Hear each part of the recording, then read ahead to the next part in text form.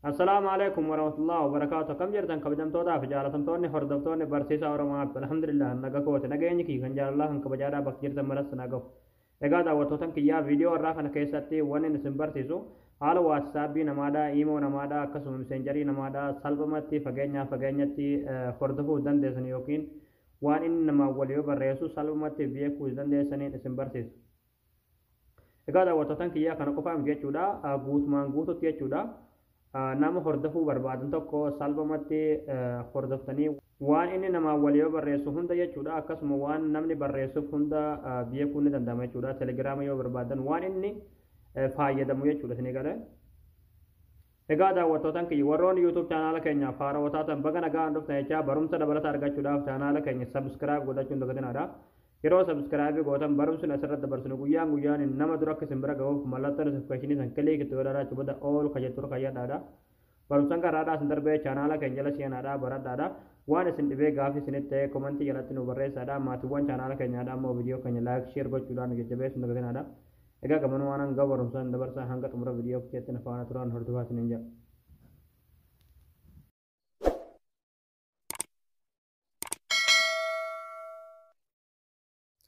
Egaa daawwattootaan kiyyaa haala jawwaala namaadhaa guutumaan guutuutti itti hordoftan viidiyoo guutuu saadhaa telegiraama kiyyarratti gassiniif lakkiseetan jira.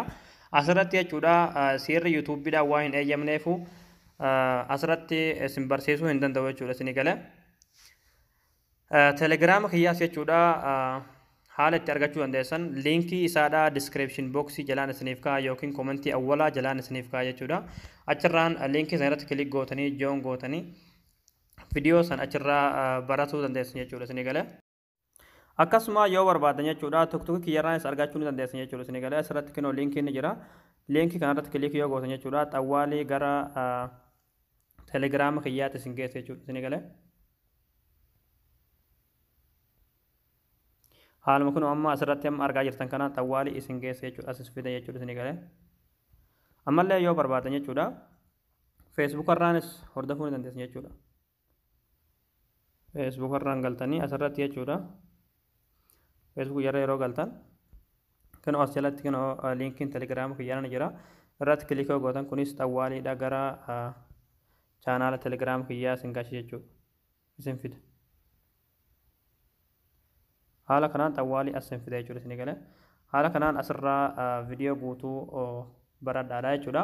Egaa daawwattootaan kiyyaa barnoonni keenya kanarraadhaa asirratti raawwataa barumsa dabalataa argachuudhaaf viidiyoo keenya namni baay'een arga akka irraa fayyadamu like share gochuun dagatinadha.